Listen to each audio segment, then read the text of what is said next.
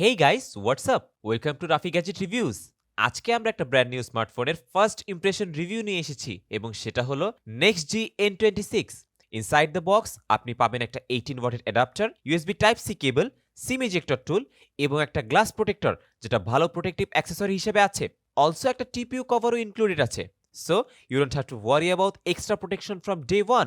Of course you get the main item, the next G N26 smartphone.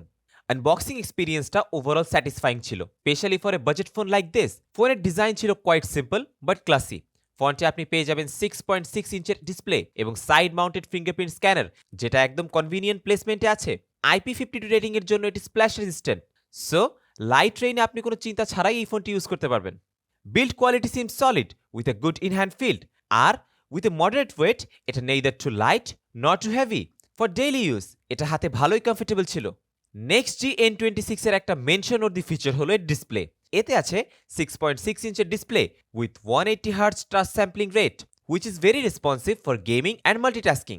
আর এর 90 hertz refresh rate ensure করে যাতে আপনার scrolling এবং animation সবসময় স্মুথ থাকে। এই বাজেটে 90 hertz refresh rate is really a plus point.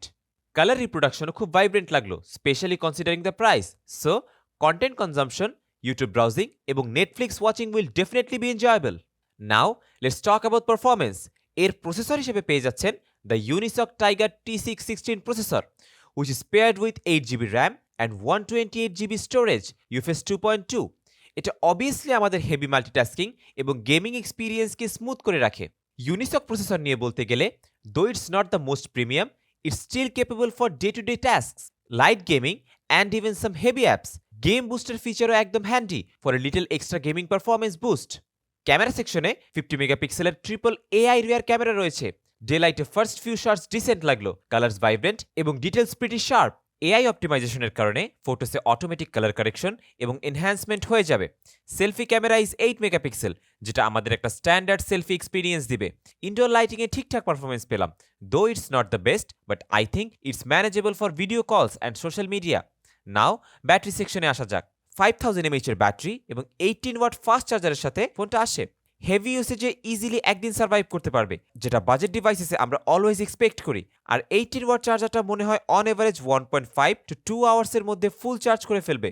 Some quick highlights, IP52 rating makes it splash resistant, so আপনি চিন্তা ছাড়া এভরিডে ইউজ করতে পারবেন।